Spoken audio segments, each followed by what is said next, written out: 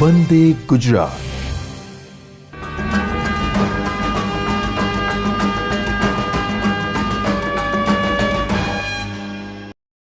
નમસ્કાર મિત્રો, આજે આપણે ધોરણ 10ના ભારત કૃષિ જે પાઠ નંબર 10 છે એના વિશે માહિતી મેળવીશું।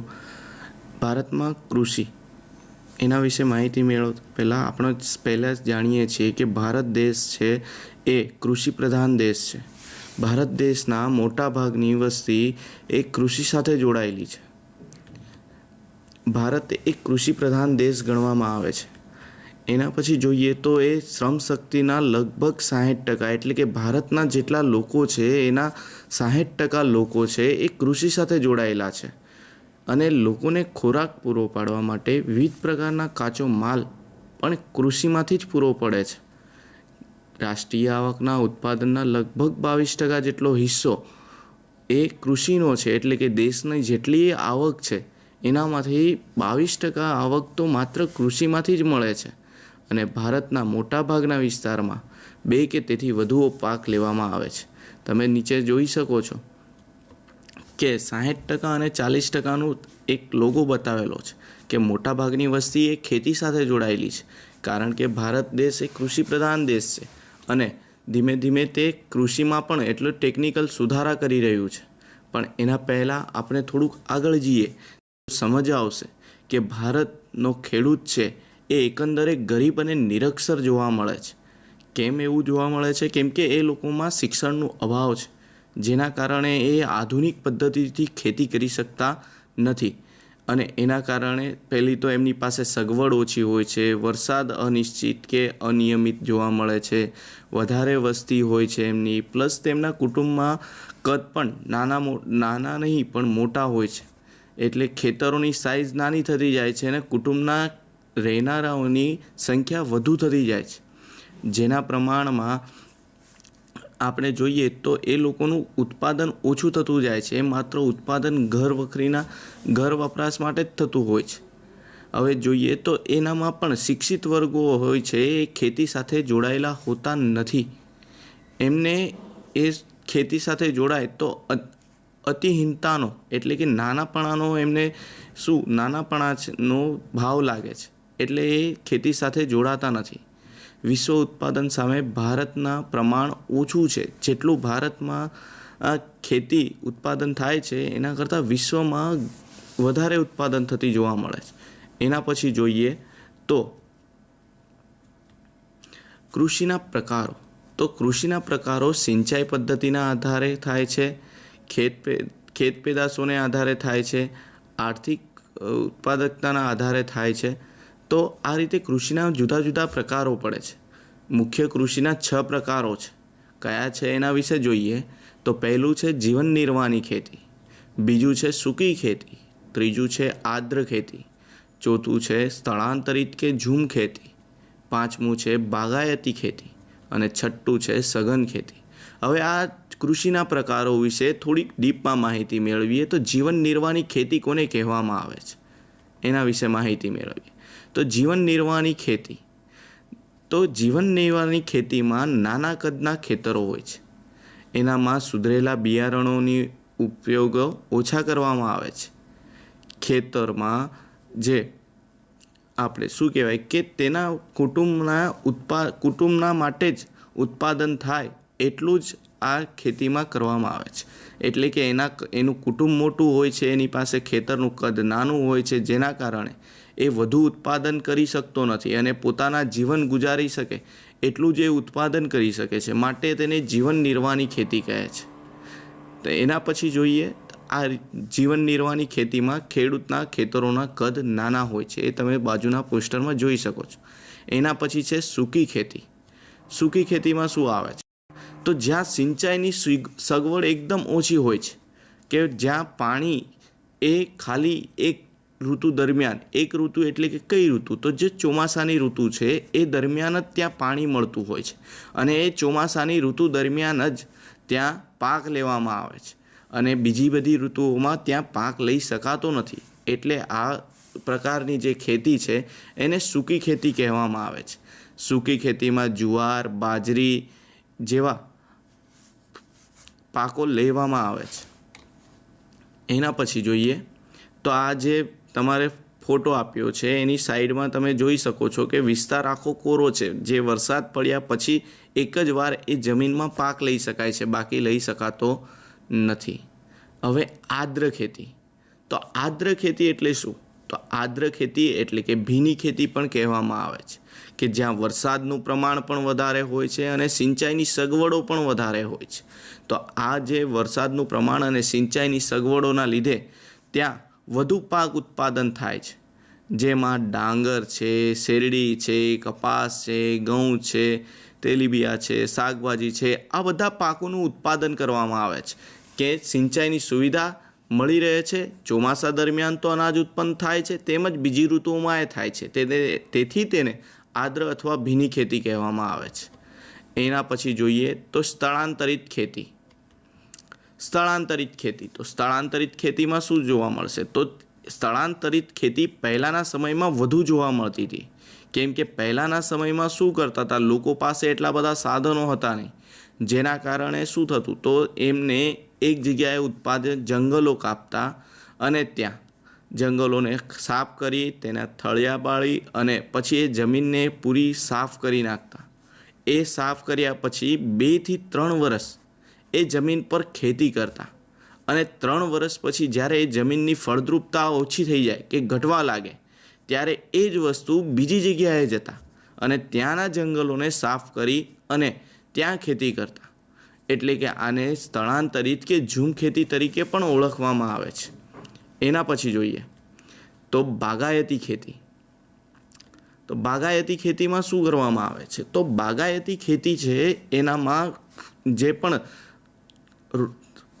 ખેતી કરવામાં આવે છે એ મોટા ભાગે જોઈએ તો રબર છે, ચા છે, કોફી છે, નારિયેળ છે, સફરજન છે, સંતરા છે, દ્રાક્ષ છે, લીંબુ છે. એટલે કે મોટા ભાગના ફળોની ખેતી અથવા તો ચા કોફીની ખેતી આ બધી બાગાયતી ખેતીમાં થાય છે, કેમ કે આનામાં ઉત્પાદન આપણે રોપવાનું એક હોય છે પણ ઉત્પાદન દર વર્ષે મળે છે. અને આ બાગાયતી ખેતીમાં છોડવાઓનું આપણે શું કરવાનું હોય છે, તો આપણે છોડવાઓને રક્ષણ કરવાનું હોય છે, એમને ટાઈમસર પાણી કે જે પણ આપવાનું હોય છે, જેનાથી ઉત્પાદન સારું મળી રહેતું હોય છે.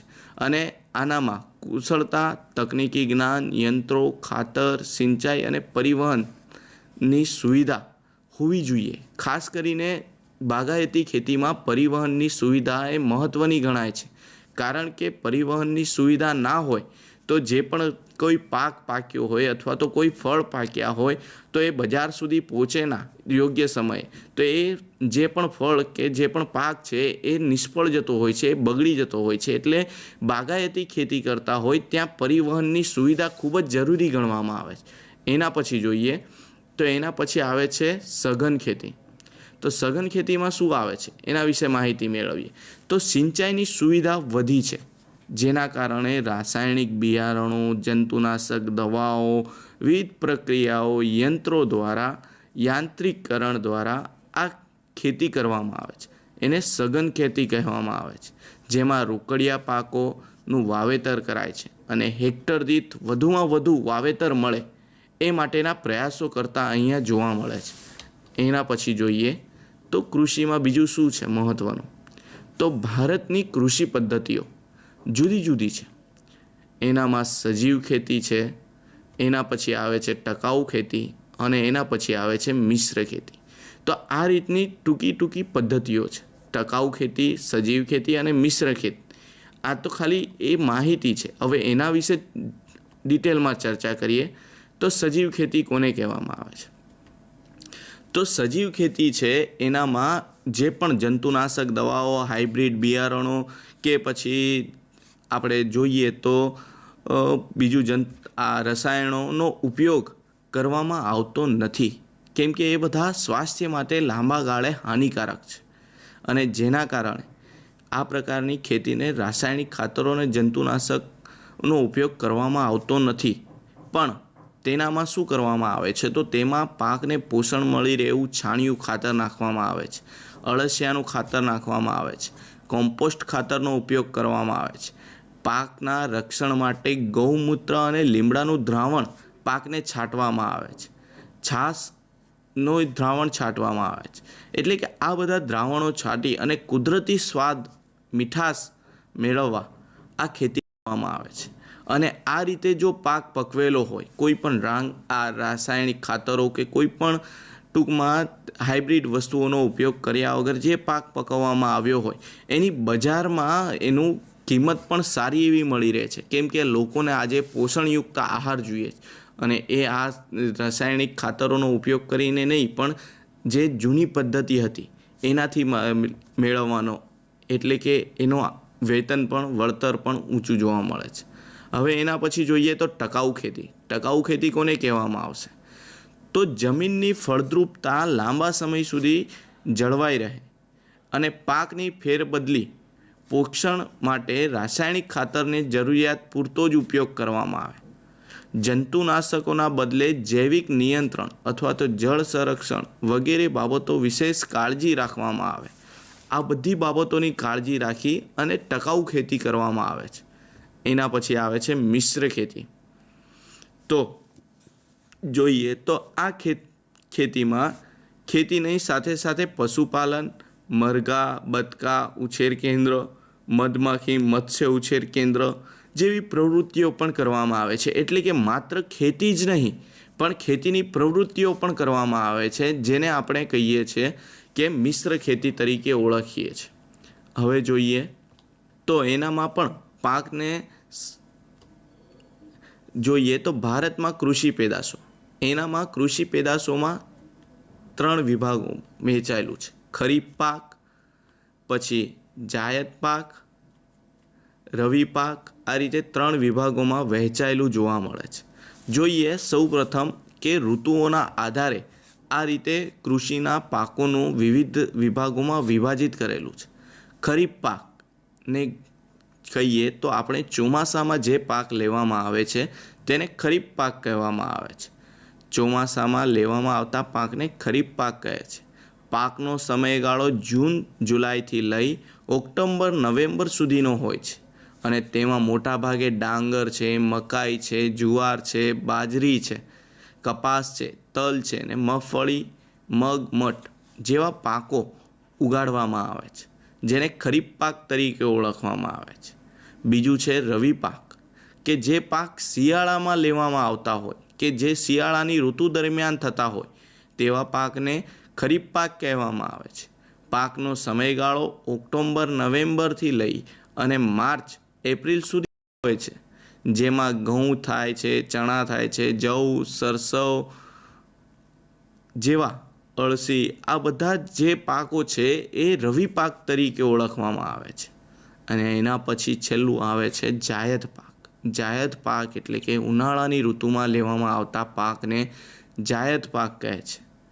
પાકનો સમયગાળો એપ્રિલથી જૂન સુધીનો હોય છે.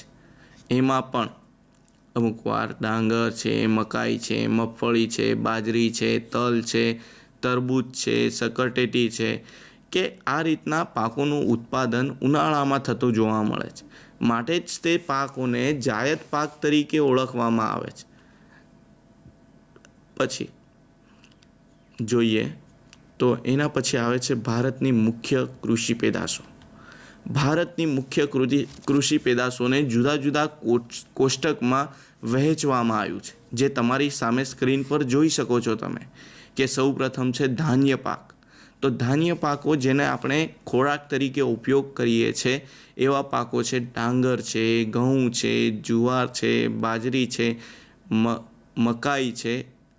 આ બધા જ જે છે એ ધાન્ય પાકો છે. એના પછી છે કઠોળ.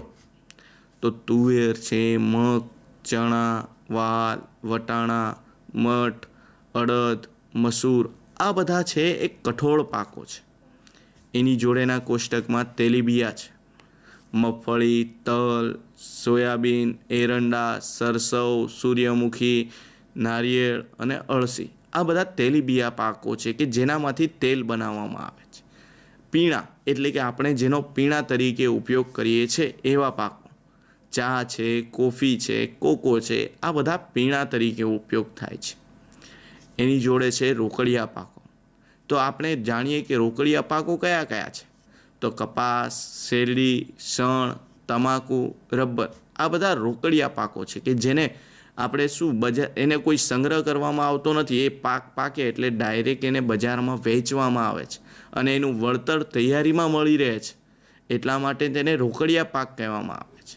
હવે ઔષધીય અથવા તો મસાલાના પાકો તરીકે ઓળખીએ છીએ તો જીરું છે, વરિયાળી છે, ઈસબગુલ છે, ધણા છે, મેથી છે, અજમો છે.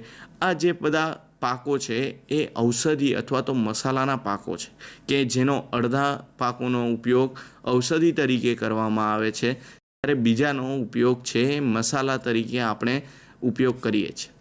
એના પછીના કોષ્ટકમાં જોઈએ તો ફળ છે. ફળમાં શું આવે છે તો કેરી, કેળા, ચીકુ, દાડમ, પપૈયું, દ્રાક્ષ, બોર, સફરજન, જામફળ આ બધા છે એ ફળ છે. આ પણ ભારતની મુખ્ય કૃષિ પેદાશો છે. અને એના પછીના કોષ્ટકમાં જોઈએ છે તો શાકભાજી આવે છે જેનો આપણે દરરોજ સવારે ઉપયોગ કરીએ છીએ. બટાકા, રીંગણ, ડુંગળી, ટામેટાં, દૂધી, તુરિયા, ભીંડા જેવા અનેક શાકભાજી છે કે જેનો આપણે સવારે ઉપયોગ કરીએ છીએ. એટલે કે આ બધી જે કોષ્ટકો છે એ ભારતના મુખ્ય કૃષિ પેદાશો છે. આનામાંથી ભારતમાં મોટાભાગના કૃષિ પેદાશોમાં ઉત્પાદન થતું જોવા મળે છે, જુદી જુદી જગ્યાએ જોવા મળે છે. પણ હવે ધીરે ધીરે હવે આ કોષ્ટકોને વિગતવાઇઝ એટલે કે એક એક ખાના અને એક એક પાક તરીકે આપણે એનો અભ્યાસ કરીએ તો જોઈશું. તો સૌ પ્રથમ જોઈએ તો ધાન્ય પાકો કે જે ખાવા માટે આપણે ઉપયોગ કરીએ છીએ એ તો જે કુલ વાવેતર વિસ્તારના 75% વિસ્તારમાં ધાન્ય પાકોની ખેતી થાય છે અને ઉત્પાદનમાં 50% ઉત્પાદન ધાન્ય પાકોનું જોવા મળે છે. એનામાં પણ સૌ પ્રથમ પહેલું આવે છે ડાંગર. તો ડાંગરમાં શું, ડાંગરને આપણે શું કયો પાક કહીએ છીએ તો ચોખા અથવા તો ભાત કહીએ છીએ. ડાંગર એ આપણે સૌથી મહત્ત્વનો ધાન્ય પાક છે. ભારતમાં લગભગ 2.5% વસ્તી આનો ખોરાક તરીકે ઉપયોગ કરતી જોવા મળે છે. ડાંગરના ઉત્પાદનમાં વિશ્વમાં ચીન પહેલા નંબરનું છે. એના પછી ભારતનો ક્રમ છે એ બીજા નંબરે આવે છે. ભારતના કુલ વાવેતર વિસ્તારના ચોથા ભાગમાં પર ડાંગરનું રોપણ થાય છે એટલે કે રોપવામાં આવે છે. વધુ ઉત્પાદન માટે ગરમ અને ભેજવાળી આબોહવા, લઘુત્તમ 20 સેમી તાપમાન, નદીઓના કાંપના ફળદ્રુપ જમીન અને 100 સેમીથી વધુ વરસાદ એ ડાંગરના પાકને વધુ માફક આવે છે. આવો વિસ્તાર હોય ત્યાં ડાંગરનો પાક સૌથી વધુ થાય છે. ઓછા વરસાદવાળા વિસ્તારો કે જેનામાં સિંચાઈની સુવિધા મળતી હોય, પંજાબ, હરિયાણા અને ઉત્તર પ્રદેશ, આ પાકો સિંચાઈ લેવામાં આવે છે એટલે કે નદીઓનામાંથી નહેરો દ્વારા તેનો સિંચાઈ કરી અને આ પાક લેવામાં આવે છે. બીજું છે પશ્ચિમ બંગાળ, તમિલનાડુ, આંધ્રપ્રદેશ, તેલંગાણા, બિહાર, ઓડિશા તેના મુખ્ય ઉત્પાદન કરતા રાજ્યો છે. રાજ્યમાંથી જોઈએ તો રાજ્યમાં વર્ષમાં 2 કે તેથી વધુ વાર ડાંગરનો પાક લેવામાં આવે છે. ભારતમાં ઘણા બધા રાજ્યો એવા છે કે જ્યાં પાણીની સુવિધા સારી એવી મળી રહે છે. તેથી વર્ષ દરમિયાન 2 થી વધુ વખત આ પાક લેવામાં આવતો જોવા મળે છે. ગુજરાતમાં જોઈએ તો સુરત, તાપી, પંચમહાલ, અમદાવાદ, ખેડા, આણંદ, વલસાડ વગેરે જિલ્લાઓમાં ડાંગરનું વાવેતર થાય છે. ડાંગરના ખેતરમાં સતત પાણી ભરી રાખવાનું હોય છે. જેનામાં સિંચાઈની સુવિધા ઓછી હોય ત્યાં ડાંગર ઉગવવા માટે તો શું કરવામાં આવે છે તો ફુવારા પદ્ધતિનો ઉપયોગ કરવામાં આવે છે. અને એના પછી જોઈએ તો આ નીચે તમારે જે ચિત્ર બતાવ્યું છે એનામાં ડાંગરનું ખેતર બતાવ્યું છે કે જેનામાં છોડ છે એ પાણીની અંદર ડૂબેલો રહેતો જોવા મળે છે. એટલે કે ડાંગરના પાકને સૌથી વધુ પાણી જોઈએ છે. એના પછી આવે છે આ તો ડાંગરના 10 રાજ્યો એવા છે કે જે ભારતમાં 10 રાજ્યો એવા છે કે જે ડાંગરનું સૌથી વધુ ઉત્પાદન કરે છે. જોઈએ ઉપરથી લઈને નીચે સુધી આવીએ તો પંજાબ છે, હરિયાણા છે, ઉત્તર પ્રદેશ છે, બિહાર છે, અસમ છે, પશ્ચિમ બંગાળ છે, ઓડિશા છે, તમિલનાડુ, તેલંગાણા અને આ બધા જે 10 રાજ્યો છે એ ડાંગરનું ભારતમાં સૌથી વધુ ઉત્પાદન કરતા રાજ્યો છે કે જ્યાં દેશના મોટા ભાગની ડાંગર ત્યાં એ રાજ્યોમાં થતી જોવા મળે છે. એના પછી આવે છે ઘઉં. ઘઉં એ આપણો મુખ્ય પાક તરીકે ઓળખાય છે. ભારત આપણા દેશના બીજા મહત્ત્વનો પાક છે ઘઉં. પહેલો પાક આપણે જોયો એ ડાંગર હતો, હવેનો પાક છે ઘઉં છે. ભારતની 1/3 ખેતી ભૂમિ પર ઘઉંનો પાક કરવામાં આવે છે. દેશના ઉત્તર પશ્ચિમ ભાગમાં વસતા લોકોનો મુખ્ય ખોરાક એટલે કે દેશના મોટા ભાગના લોકો જે ઉત્તરના રાજ્ય અથવા તો ઉત્તર પશ્ચિમ એટલે કે ગુજરાત છે કે પછી હરિયાણા છે, પંજાબ છે, એ બાજુના જે મોટા ભાગના રાજ્યો છે ત્યાં પાક લેવામાં આવે છે, મુખ્ય પાક તરીકે લેવામાં આવે છે અને તે રવિ પાક તરીકે ઓળખવામાં આવે છે. રવિ પાક એટલે કે શિયાળામાં લેવાતો પાક છે જે આપણે આગળ જોઈ ગયા છે. પંજાબમાં નહેરો પાણીની સુવિધાના કારણે આ પાકનું વિપુલ પ્રમાણમાં ઉત્પાદન થાય છે. માટે જ પંજાબને ઘઉંનો કોઠાર તરીકે ઓળખવામાં આવે છે. એટલે કે આખા દેશમાં જેટલા ઘઉં ઉત્પાદન થાય છે એનાથી સૌથી વધારે ઉત્પાદન પંજાબમાં થતું જોવા મળે છે. તો માટે તેને પંજાબને ઘઉંનો કોઠાર તરીકે ઉપયોગ કરવામાં આવે છે. તો વિદ્યાર્થી મિત્રો, તમારે MCQમાં પણ આનામાં ઘણા બધા પ્રશ્નો એવા છે કે જે પૂછાઈ શકે છે કે ભારતમાં ઘઉંના કોઠાર તરીકે કોનો ઉપયોગ થાય છે.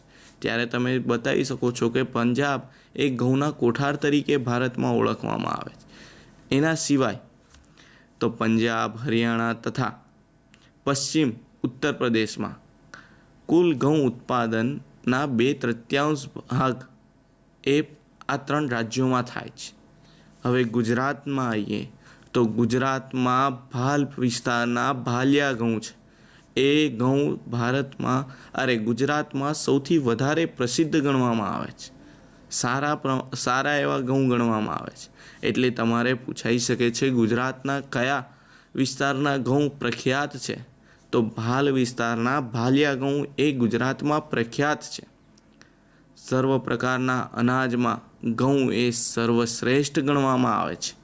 કેમ કે ઘઉંમાંથી ઘણી બધી વસ્તુઓ બને છે. રોટલી બને છે, ભાખરી બને છે, સેવ, શીરો, લાપસી, પછી સુખડી, પછી જોઈએ તો પૂરી, કેક, બિસ્કિટ જેવી બધી અનેક જાતની વાનગીઓ ઘઉંમાંથી બને છે. એટલે પાકોમાં કે અનાજમાં ઘઉંને શ્રેષ્ઠ ગણવામાં આવે છે અને માટે જ ઘઉંને અનાજનો રાજા ગણવામાં આવે છે. હવે જોઈએ તો ઘઉંનું ખેતર. તો ઘઉં એ આ રીતે ખેતરમાં જોઈએ તો પીળા રંગના થઈ જાય પછી એને ખેતરમાંથી નીંદવામાં આવે છે. આ ઘઉંનું ખેતર જોવા મળે છે તમારી પોસ્ટરમાં. એના પછી આવે છે જુવાર. તો તમે નીચે જોઈ શકો છો કે જુવારનો પણ આપણે ખોરાક તરીકે અથવા તો એને ધાન્ય પાક તરીકે જ ઉપયોગ કરીએ છીએ. એક બાજુ ચિત્રમાં તમે જોઈ શકો છો કે જુવારના ખેતરમાં જુવાર કઈ રીતે થાય છે. એનામાં ડુંડા હોય છે જુવારના અને આ બાજુ છે એ જુવાર છૂટી પાડેલી છે એ જોવા મળે છે. તો હવે આ પાક વિશે જોઈએ તો ડાંગર અને ઘઉં પછી જુવાર એ ભારતનો સૌથી વધુ ઉત્પન્ન થતું ધાન્ય પાક છે. જુવાર એક ખરીફ અને રવિ પાક છે. જુવારના પાકને 30 સેમીથી 25થી 30 સેમી તાપમાન, 50 સેમી જેટલો વરસાદ, કાળી ગોરાળુ જમીન અનુકૂળ આવે છે. ગુજરાતનું જુવારનું સૌથી વધુ વાવેતર સુરત અને તાપી જિલ્લામાં થાય છે. જુવાર લીલા પશુચારા તરીકે પણ ઉપયોગમાં આવે છે. કેમ કે જુવારનો જે ખેતી પાક છે એનામાંથી જુવારનો દાંડો છૂટો પાડીએ તો પછી બીજું એ પશુના ચારણ તરીકે ઉપયોગમાં આવે છે, એટલે તેને પશુચારા તરીકે પણ ઉપયોગમાં લઈ શકાય છે. એના પછી જોઈએ તો આવે છે બાજરી. બાજરી એ શ્રમજીવીઓનો મુખ્ય ખોરાક અથવા તો ધાન્ય પાક ગણાય છે. તેને 20 સેમીથી 30 સેમી જેટલું તાપમાન, 40થી 50 સેમી જેટલો વરસાદ અને રેતાળ જમીન એ બાજરીના ઉત્પાદન માટે સૌથી સારી ગણવામાં આવે છે. રાજસ્થાન, ગુજરાત, ઉત્તર પ્રદેશ, મહારાષ્ટ્ર વગેરે તેના મુખ્ય ઉત્પાદન રાજ્યો છે. ગુજરાતમાં બાજરીના વાવેતરમાં બનાસકાંઠા જિલ્લો એ સૌથી વધુ બાજરીનું ઉત્પાદન કરે છે.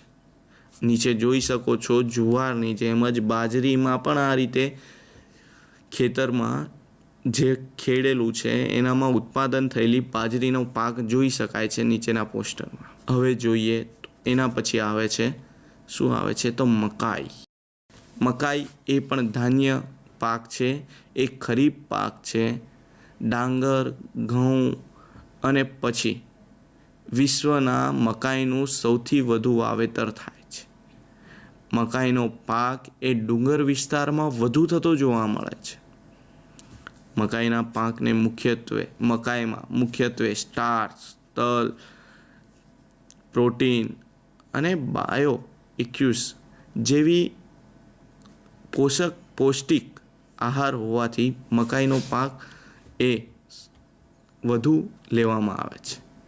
પછી કહે છે કે મકાઈના પાકને જોઈએ તો મકાઈનો પાક એ ગુજરાતમાં પંચમહાલ, દાહોદ, સાબરકાંઠા અને મહીસાગર જિલ્લામાં સૌથી વધુ લેવામાં આવે છે, કે જ્યાં કેવો વિસ્તાર છે તો પહાડી વિસ્તાર છે, કેમ કે એ ત્યાંના લોકોનો મુખ્ય ખોરાક તરીકે ઉપયોગ થાય છે. પશુચારા તરીકે પણ આ મકાઈના ડૂંડાનો ઉપયોગ કરવામાં આવે છે.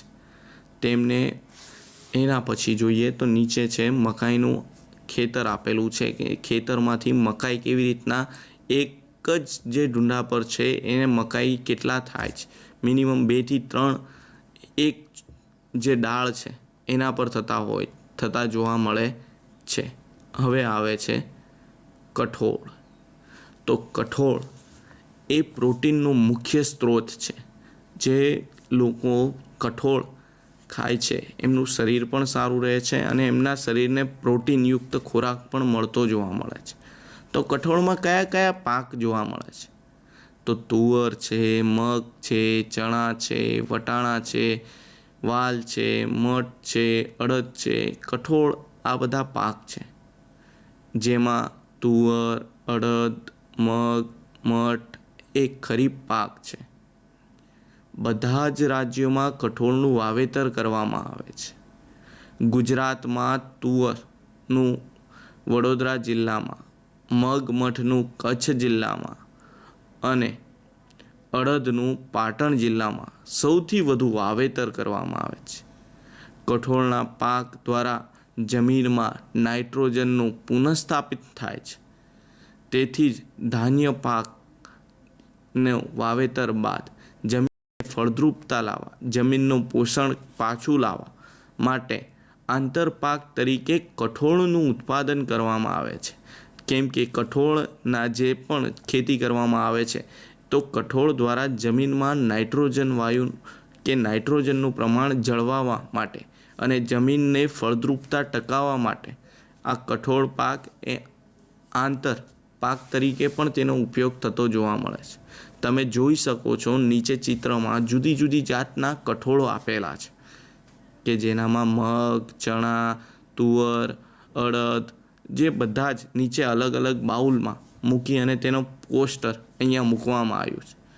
તો વિદ્યાર્થી મિત્રો, આ કઠોળ છે એ ખૂબ જ પ્રોટીનયુક્ત આહાર ગણવામાં આવે છે. એના પછી આવે છે જોઈએ તો તેલીબિયાં. તો આપણે જોયું કે આપણે ધાન્ય પાકો વિશે માહિતી મેળવી. ધાન્ય પાકોમાં મુખ્ય પાકો કયા આવે છે તો ધાન્ય પાકોમાં મુખ્ય પાકો આવે છે ડાંગર છે, ઘઉં છે, જુવાર છે, બાજરી છે, મકાઈ છે. આ બધા મુખ્ય ધાન્ય પાકો છે. તેમજ કઠોળ એ પણ ધાન્ય આપણે કઠોળ એ પણ પાક તરીકે આપણે તેનો ઉપયોગ કરતા જોવા મળીએ છીએ. તો આપણા દેશમાં સૌથી વધુ ઉત્પાદન થાય છે એ ઘઉં એ પંજાબમાં થાય છે. તેમજ જોઈએ તો ગુજરાતમાં પણ ઘઉંનું ઉત્પાદન માટે ભાલ પ્રદેશના ભાલિયા ઘઉં ખૂબ જ વખણાય છે. તો આ રીતે આપણે ધાન્ય પાકોની માહિતી મેળવી. એના પછી કઠોળની માહિતી મેળવી. હવે જોઈએ કે તેલીબિયા કે જે પાકોમાંથી તેલ મેળવવામાં આવે છે. જે તેલ મેળવવામાં આવે છે એ કયા કયા પાકોમાંથી તેલ મેળવવામાં આવે છે? તો મગફળી, તલ, સોયાબીન, એરંડા, સરસવ, સૂર્યમુખી, અળસી, આ જે પાકો છે એનામાંથી તેલ મેળવવામાં આવે છે. અને એ તેલનો ઉપયોગ આપણે ખાદ્ય તેલ તરીકે ઉપયોગ કરતા જોવા મળીએ છીએ. ભારતમાં ભોજનમાં તેલનું ખૂબ જ મહત્ત્વ છે. કેમ કે આપણે કોઈ પણ રસોઈ બનાવીએ પહેલાં તો સૌથી પહેલાં તેલ નાખીએ છીએ. કોઈ પણ રસોઈ બનાવવા માટે તેલનો ઉપયોગ કરીએ છીએ. એટલે કે તેલનું એ ખૂબ જ મહત્ત્વ ગણવામાં આવ્યું છે. અને પછી જોઈએ તો આ તેલમાંથી જે પણ તેલીબિયામાંથી જે પાક છે એનામાંથી તેલ છૂટું પાડવામાં આવે અને એ તેલ છૂટું પાડ્યા પછી જે બચે છે, જે પણ એનામાંથી તેલ છૂટું પાડ્યા એનો જે ભૂકો કે આપણે કહીએ કે બૂરો, એને ખોળ તરીકે ઉપયોગમાં આવે છે. અને એ ખોળ પશુચારણમાં તરીકે સેન્દ્રિય ખાતર તરીકે પણ વાપરવામાં આવે છે. હવે જોઈએ સૌપ્રથમ તેલીબિયામાં મગફળી. તો મગફળી તેલીબિયા પાકનું મહત્ત્વનું સ્થાન ધરાવે છે. કેમ કે સૌપ્રથમ જોઈએ તો મગફળીમાંથી જ પહેલાંના સમયમાં તેલ સૌથી વધુ મેળવવામાં આવતું હતું. હવે ધીરે ધીરે બીજા પાકોમાંથી તેલ મેળવવામાં આવે છે.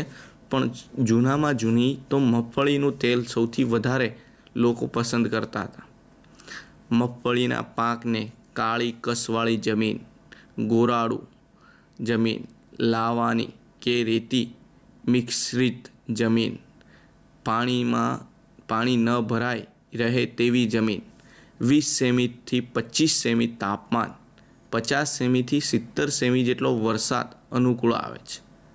સિંચાઈની સગવડ હોય તો મગફળીનો પાક એ ઉનાળામાં પણ લેવામાં આવે છે. ગુજરાતના મગફળીનું ઉત્પાદન એ આખા ભારતમાં પ્રથમ સ્થાને છે. એટલે તમારે પૂછાઈ શકે એવું છે કે મગફળીના ઉત્પાદનમાં કયું રાજ્ય એ પ્રથમ સ્થાને જોવા મળે છે? તો મગફળીના ઉત્પાદનમાં ગુજરાત રાજ્ય એ ભારતમાં પ્રથમ ક્રમે જોવા મળે છે. ને ગુજરાતમાં પણ જુનાગઢ, ગીર સોમનાથ, અરવલ્લી, રાજકોટ વગેરે, ભાવનગર વગેરે જિલ્લાઓમાં મગફળીનું સૌથી વધુ વાવેતર અને ઉપજ મેળવવામાં આવે છે. ગુજરાતમાં ખાદ્ય તેલ તરીકે સિંગ તેલનો વિશેષ વપરાશ થાય છે. હવે જોઈએ તો એના પછી આવે છે, નીચે તમે જોઈ શકો છો કે મગફળી છે એ મગફળીનો પાક જમીનના નીચે થાય છે. એના ઉપર તમે નીચે જોવા મળે છે કે ગ્રીન કે લીલા કલરના પાના જોવા મળે છે, એ ઉપર જમીનની ઉપર જોવા મળે છે. પણ ખરેખર મગફળી તો જમીનની અંદર જ થતી હોય છે. એ ઉપર નાનું પોસ્ટર છે ત્યાં મગફળીના મૂળા સાથે જોવા મળે છે. અને એના ખેતરોમાં ઉપર આ રીતના ગ્રીન જે પાના છે એ જોવા મળે છે. એટલે આપણાને ખબર પડી શકે કે મગફળીનું ઉત્પાદન કેટલું થયું છે, અથવા કેટલું થયું છે એ નહીં, કેટલો વિકાસ થયો છે. જો છોડ નાનું હશે તો ખબર પડશે કે મગફળી હજુ નાની છે, ને પૂરી રીતે વિકસિત હશે તો ખબર પડશે કે મગફળી એ ઊંચી છે. અને મગફળીનો આપણે સિંગ તેલ તરીકે, ખાદ્ય તેલ તરીકે પણ ઉપયોગ કરતા જોવા મળીએ છીએ. એવી જ રીતના તેલીબિયા પછી આવે છે તલ. તો તલ આપણે જોઈ શકીએ છીએ નીચેના પોસ્ટરમાં કે તલનું ખેતર અથવા તો તલનું જે ખેતર છે એનામાં જે વ્હાઇટ કલરનું નીચે પોસ્ટરમાં જોવા મળે છે એ તલ છે. એને છૂટું પાડી અને એનામાંથી તલને છૂટા પાડવામાં આવે છે. અને તલ છૂટા પાડ્યા પછી તલમાંથી તેનું તેલ નીકાળવામાં આવે છે. અને તલના તેલનો ઉપયોગ પણ આપણે ખાદ્ય તેલ તરીકે પણ કરીએ છીએ. અહીંયા જોઈએ તલ વિશેની માહિતી મેળવીએ તો ઉત્તર ભારતમાં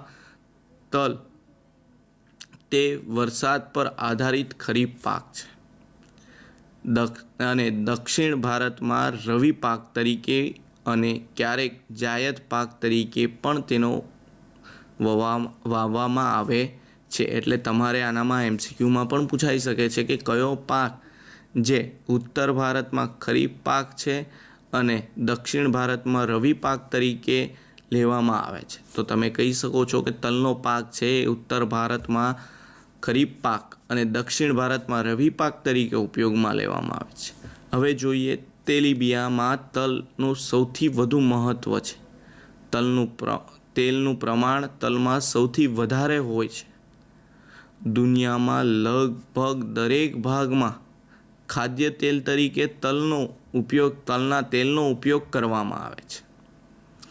ગુજરાતમાં સમગ્ર દેશના તલના ઉત્પાદન અને વાવેતરના વિસ્તારમાં પ્રથમ ક્રમે આવે છે. એટલે કે આ પ્રશ્ન પણ તમે MCQમાં પૂછી થાય તો યાદ રાખી શકો છો કે તલના ઉત્પાદન અને વાવેતરમાં પ્રથમ ક્રમે કયું રાજ્ય આવે છે. તમે બતાવી શકો છો કે ગુજરાત રાજ્ય એ તલના ઉત્પાદનમાં અને વાવેતરમાં પ્રથમ છે.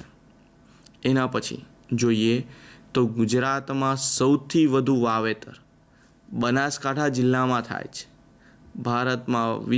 ભારત વિશ્વમાં તલની સૌથી વધુ નિકાસ કરતો દેશ છે. એટલે કે પૂરા દેશમાં તલનું ઉત્પાદન સૌથી વધારે થાય છે અને તેમાં પણ ગુજરાતનું સ્થાન મોખરે છે કે ત્યાં વાવેતર પણ વધુ થાય છે અને ઉત્પાદન પણ વધુ થાય છે. માટે જ ગુજરાત એ પ્રથમ સ્થાને આવે છે.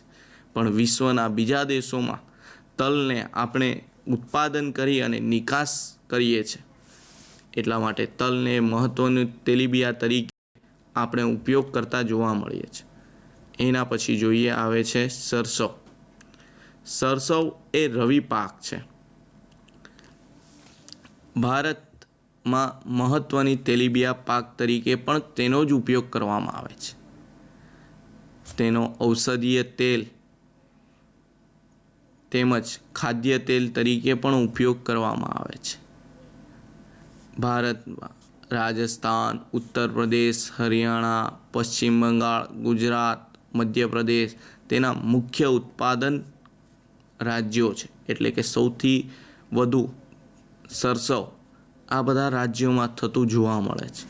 એના પછી જોઈશું તો એના પછી આવશે નારિયેળ, કે તમે બધા જ જાણો છો નારિયેળ આપણે તેને પીણા તરીકે ઉપયોગ કરીએ છીએ. પણ નારિયેળના તેલ અથવા તો નારિયેળીનું તેલ એ ખૂબ મહત્ત્વનું પણ ગણવામાં આવે છે. અને નારિયેળનો પાક બાગાયતી પાક તરીકે લેવામાં આવે છે. એના વિશેની માહિતી મેળવીએ તો નારિયેળ એ દરિયા કિનારાની ગરમ અને ભેજવાળી આબોહવા તથા ક્ષારવાળી જમીનમાં થતો પાક છે. ભારતમાં કર્ણાટક, કેરળ, તમિલનાડુ, અંદમાન નિકોબાર નારિયેળના બગીચા આવેલા છે. એટલે કે જે દરિયા કિનારાનો વિસ્તાર છે મિત્રો, એ ત્યાં નારિયેળનું ઉત્પાદન સૌથી વધુ થતું જોવા મળે છે. કેમ કે નારિયેળના પાકને જે દરિયા કિનારાનો વિસ્તાર છે એ અનુકૂળ આવે છે, ત્યાંની જમીન અનુકૂળ આવે છે અને માટે જ દરિયા કિનારાના વિસ્તારમાં આ નારિયેળના પાક છે એ બાગાયતી પાક તરીકે ઉપયોગ કરવામાં આવે છે. એના પછી જોઈએ તો ગુજરાતના દરિયા કિનારાનો જે વિસ્તાર છે ત્યાં પણ નારિયેળનું ખૂબ જ વાવેતર અને બાગાયતી પાક તરીકે તેનો ઉપયોગ થાય છે. દક્ષિણ ભારતમાં કેરળમાં તેલ એટલે કે કોપરેલ ને ખાદ્ય તેલ તરીકે ઉપયોગ થાય છે. જેમ આપણે સિંગ તેલ કે કપાસિયા તેલનો ઉપયોગ ખાદ્ય તેલ તરીકે કરતા હોઈએ છીએ, એવી જ રીતના કેરલા દક્ષિણ ભારત બાજુના લોકો નારિયેળના તેલનો ખાદ્ય પાક તરીકે ઉપયોગ કરે છે. એટલે કે આપણે કોઈ પણ રસોઈમાં જોતા હોઈએ તો આપણે તેલ એ મકાઈનું કે કપાસિયા તેલનો ઉપયોગ મકાઈનું, કપાસિયા કે સિંગ તેલનો ઉપયોગ કરતા હોઈએ, પણ એ કોઈ પણ ખોરાક બનાવવા માટે કોપરેલ તેલનો ઉપયોગ કરતા જોવા મળે છે.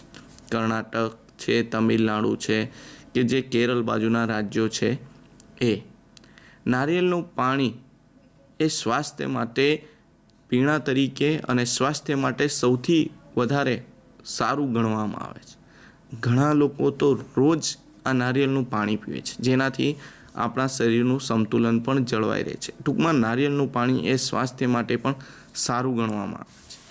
એના પછી જોઈએ એરંડા. એરંડા એ દિવેલા તરીકે ઓળખીએ છીએ. તે ખરીફ કે રવિ પાક તરીકે પણ તેનો જ ઉપયોગ આપણે કરીએ છીએ.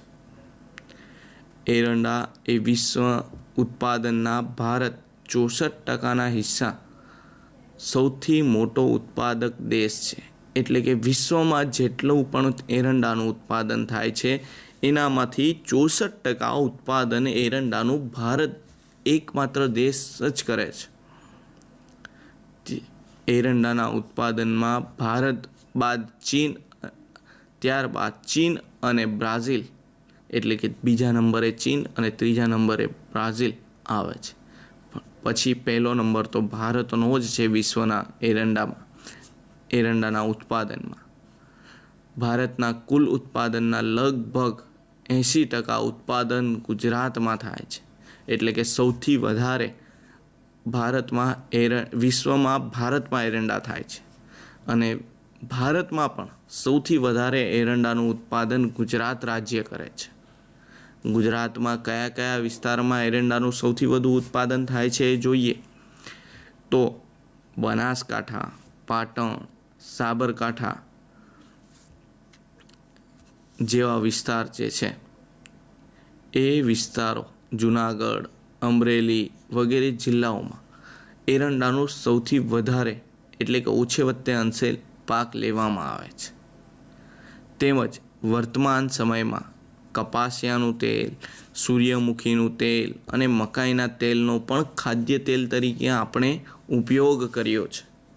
નીચે જોઈએ તો એરંડાનું એક બાજુ ખેતરમાં એરંડાના છોડ બતાવેલા છે અને બીજી બાજુ એરંડાના જે બીજ છે એનામાંથી એ બતાવેલા છે, એરંડાના ફળ બતાવેલા છે. આ ફળમાંથી એરંડાને પીસી અને એનામાંથી એરંડાનું તેલ બનાવવામાં આવે છે. તેને આપણે તરીકે પણ ઉપયોગ કરીએ છીએ. એટલે કે આપણે તેલીબિયા પાકોમાં જોયું તો તેલીબિયા પાકોમાં આપણે સૌ પ્રથમ જોયું તો મગફળી જોઈ, તલ જોયું, સરસવ જોયું, તલ છે, સરસવ છે, પછી નારિયેળ છે અને હવે એરંડા વિશે માહિતી મેળવી. તો આ બધા પાક છે એ બધા તેલીબિયા પાક છે કે જેને પાકમાંથી જે ઉત્પન્ન થાય છે એનામાંથી તેલ કાઢી અને તેલનો આપણે ખાદ્ય તેલ અથવા તો કોઈ પણ ઉપયોગમાં આપણે તેને લેતા જોવા મળીએ છીએ. આ હતી તેલીબિયા. મિત્રો, આપણે ધાન્ય પાકો વિશે માહિતી મેળવી, એમ જ કઠોળ વિશે માહિતી મેળવી. હવે આપણે તેલીબિયા વિશે બી માહિતી મેળવી. હવે ધીમે ધીમે આગળ જઈએ તો એના પછી આપણને જુદા જુદા પાકો જે બીજા છે કે જેના વિશે આપણને માહિતી મેળવવાની છે એ છે પીણા, કે જેનો આપણે સૌથી વધારે ઉપયોગ કરીએ છીએ. સૌથી વધારે આપણે સવારમાં ઉઠીએ એટલે પહેલાં તો આપણે ચા પીએ તો જ આપણા શરીરમાં સુસ્તી આવે એવો વિચાર કરી લઈએ છીએ. એટલે કે પીણા છે ચા. ચાનો સૌથી વધારે ઉપયોગ આપણે કરતા જોવા મળે છે.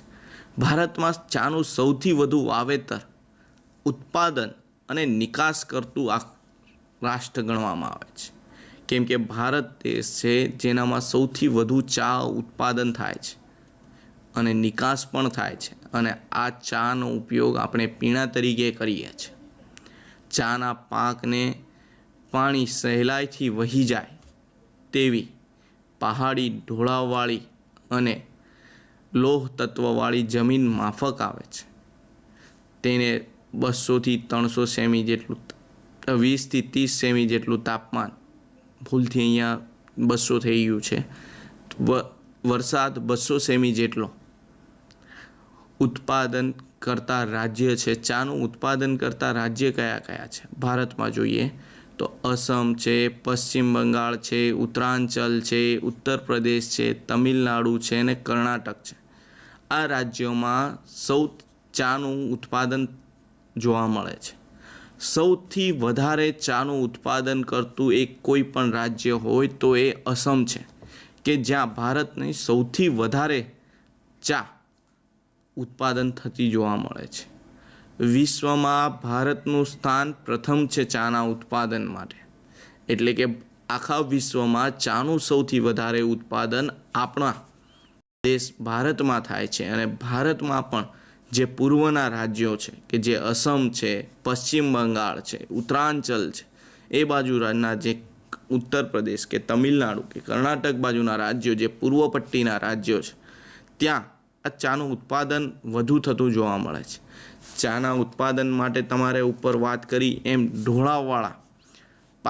ઢોળાવવાળી જમીન માફક આવે છે. એટલે કે ચાનું ઉત્પાદન છે એ બાગાયતી ખેતી તરીકે ઉપયોગ થાય છે, પણ એના ખેતરો સીડીદાર ખેતરો હોય છે, કે જે ખેતરોમાં પાણી રોકાય નહીં પણ વહેતું જાય એ રીતના હોય છે.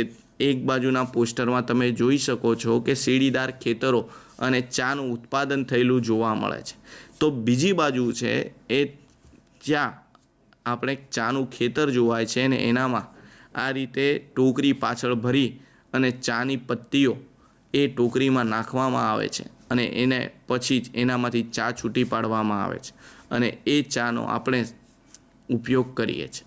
એટલે કે તમારે ચા પીણા તરીકે ખૂબ જ ઉપયોગ થતું હોય છે.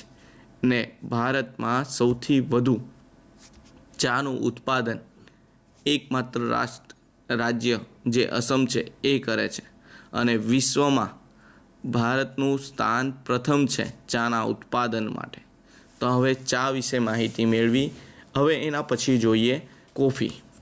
કોફી એ પણ મહત્ત્વનો પીણા છે. ચા પછી બીજા નંબરે આવતું પીણું છે.